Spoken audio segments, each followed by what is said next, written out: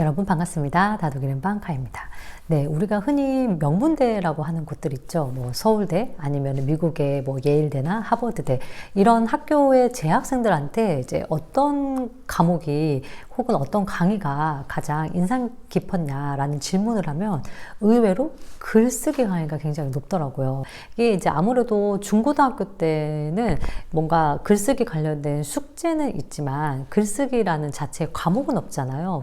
그래서 저 같은 경우에도 이제 중고등학교에 글쓰기 특강 이런 거 많이 가는 편인데 이제 그러다가 대학교에서 들은 어떤 글쓰기 강연이 살아가는 데 있어가지고 두고두고 도움이 되는 경험을 많이 하게 되는 것 같아요.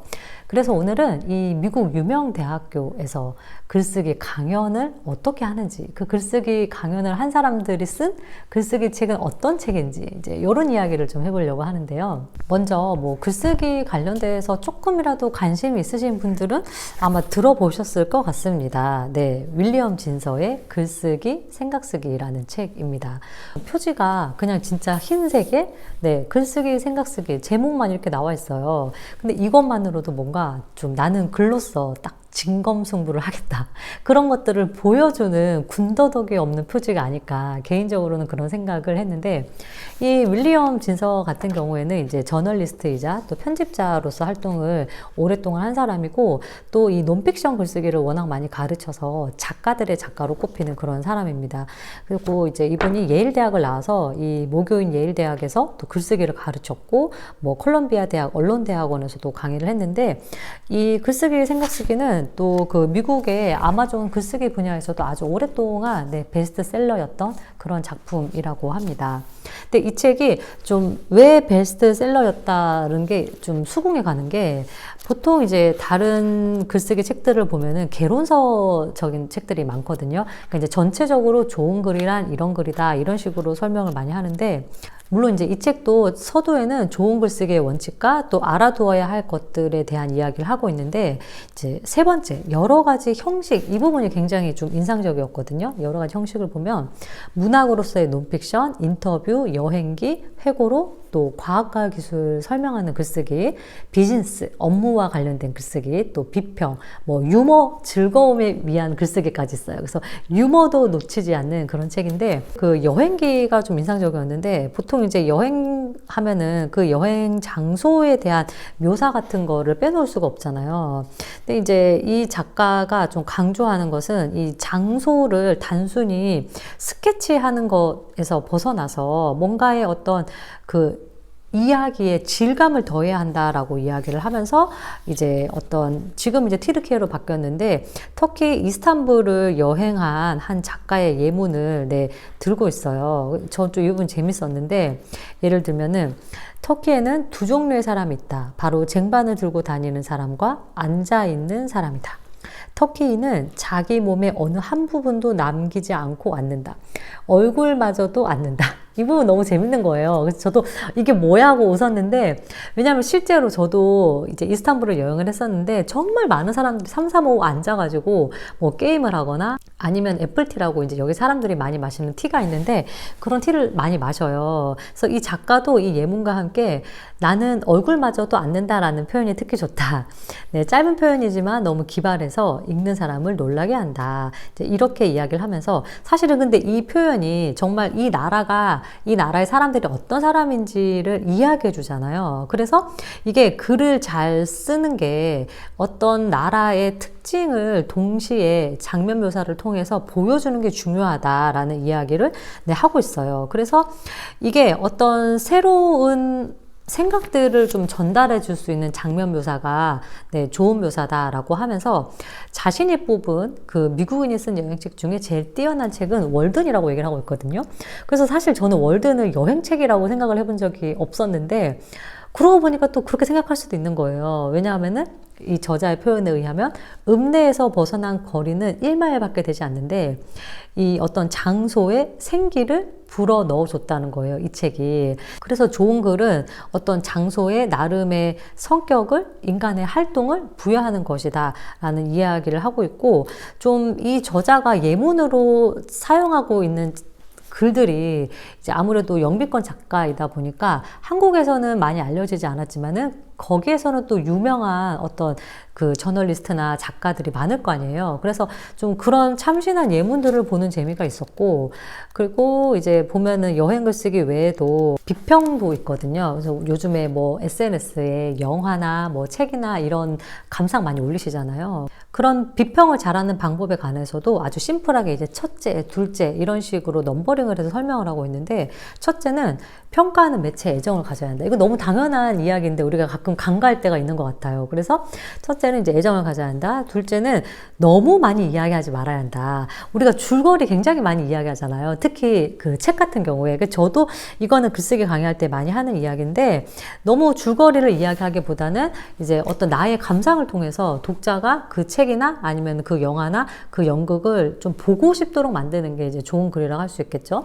다음에 세 번째는 구체적인 디테일을 이용하자예요. 네, 그래서 뭔가 좀 일반적인 표현을 피하자. 그래서 예를 들면은 이 연극은 언제나 매혹적이다. 이렇게 표현하는 게 아니라 어째서 매혹적인가를 설명해 주는 게 이제 정확한 문장이고 좋은 문장이다. 뭐 이런 이야기들을 하고 있고, 많은 분들이 일상에서 적용할 수 있는 건 아무래도 비즈니스 업무와 관련된 글쓰기일 텐데, 좋은 사례와 나쁜 사례, 뭐 그리고 이제 학교의 어떤 안내문 같은 예를 통해서 이해하기 쉽게 생활적인 부분에 대해서 쓰고 있는데, 결국에는 이 저자가 여러 강연을 갔을 때 하는 이야기는 이건데, 나는 내가 신조로 삼고 있는 원칙 4가지를 알려주었다. 바로 명료함, 간소함, 간결함, 인간미였다. 능동태를 쓰고 개념 명사를 피해야 한다고도 했다. 덧붙여 웬만한 이야기는 쉬운 말로도 쓸 수 있으니 교육 분야에서 쓰는 특수한 용어에 기대지 말라는 말도 했다. 이 작가가 좋은 글을 쓰기 위해서 시종일관 강조하는 게 간단하고 명료하게 쓰는 것과 인간미예요. 그러니까 아무리 이런 비즈니스적인 글도 객관적이고 좀 딱딱하게 써야 한다고 생각을 하지만, 기본적으로 글을 통해서 약간 이제 그 사람의 어떤 가치관 혹은 됨됨이 이런 걸 알 수 있거든요. 글은 따뜻해야 한다라고 이야기하는 부분이 인상적이었고, 그리고 어떤 글을 쓰든 간에 내가 어떤 일을 하든 어떤 위치에 있든 나를 잃지 말아야 한다. 이 조언도 좀 두고두고 깊이 새길 만한 조언이 아닐까? 또 이런 생각을 했어요. 그리고 마지막에 이제 이런 앞에 다양한 글쓰기 방법에 대해서 이야기를 하면서 여러 가지 그 부사, 뭐 형용사에 대한 이야기와 더불어서 각 문장 부호를 어떻게 써야 되는지에 대한 설명도 빼놓지 않고 하고 있고, 저는 이 부분 좀 인상적이었는데, 그 분위기 전환이라고 해서 이제 우리가 접속 부사를 많이 쓰잖아요. 하지만, 그리고, 그러나, 그런데 이런 거. 근데 많은 사람들이 이제 이런 접속 부사는 가급적이면 많이 쓰지 않는 게 좋다라고 이야기를 하는데, 이 저자는 조금 다르게 이야기를 하고 있어요. 이야기의 방향을 바꿀 때 그러나로 시작하면 독자가 이해하기가 쉽다. 그래서 우리가 흔히 but으로, 그러니까 그러나로 시작하는 문장을 하면 안 된다고 배우지만, 이것만큼 더 힘이 있는 말이 없다. 왜냐하면 이 단어는 앞문장과 반대되는 내용이 온다는 것을 알려주기 때문에 독자가 미리 준비할 수 있다는 거예요. 대신에 하지만이라는 표현을 너무 많이 하지 않는 게 좋다. 왜냐하면은 이 표현은 달랑 혼자서 걸려있는 젖은 행주 같다.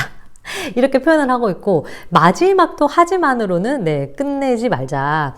끝에 하지마가 나오면은 거의 그 뜻을 잃어버린다. 이런 이야기를 하고 있어요.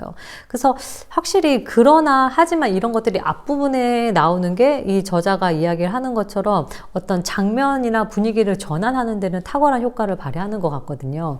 그래서 뭐 그런 부분들도 한번 생각을 해보시면은 좋을 것 같고, 정말 실질적으로 어떻게 글을 잘 쓸 수 있는지를 각 분야별로 마치 그 글쓰기 정석처럼 알려주는 책이어서요. 좀 두고두고 읽으면은 좋을 것 같습니다.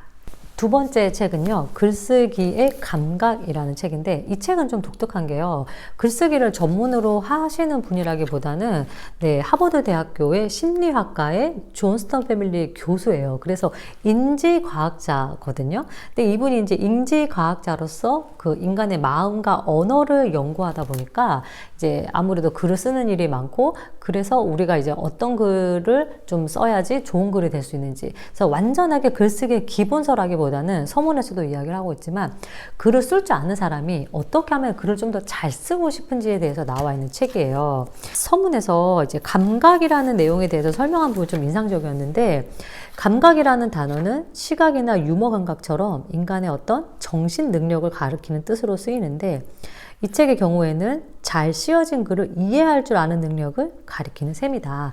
이렇게 이야기를 하면서 이제 이 책이 어떤 글의 그 품격을 높여주는데 도움이 되는 책이다라고 이제 이야기를 하고 있어요. 좀 책을 들여다보면은 안에 내용이 굉장히 참신해요. 일단은 이 저자가 과학 쪽에 계신 분이어서 그런지 이런 식으로 도식화한 부분들이 많습니다. 이렇게 도식화해서 문법이나 문장 구조를 설명을 하고 있고, 또 한편으로는 이해하기 쉽게 만화가 나와 있어요. 저는 이렇게 만화가 나와 있는 책도 처음인 것 같은데, 책에 보시면은 이렇게 만화도 나와 있어요. 그래서 보면은 되게 현실적이고 재밌는데, 아이고 보고서 쓸 게 너무 많아, 타닥타닥. 대부분의 문제는 닭과 마찬가지로 유한한 해결책을 갖고 있다.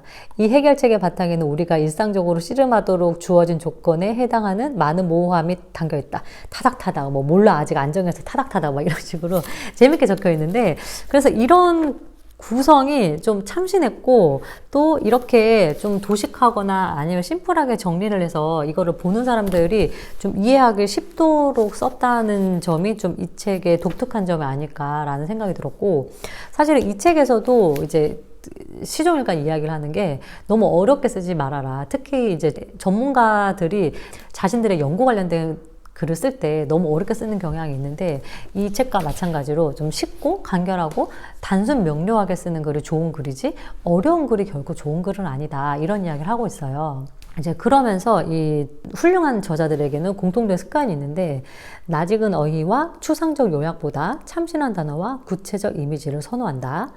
독자의 시선과 독자가 응시하는 대상에 늘 신경 쓴다는 점, 단순한 명사와 동사를 바탕에 깔되 간간히 특이한 단어나 간용구를 적절히 배치한다는 점, 대꾸를 이루는 문장 구조를 즐겨 쓴다는 점, 가끔 계산된 놀라움을 안긴다는 점.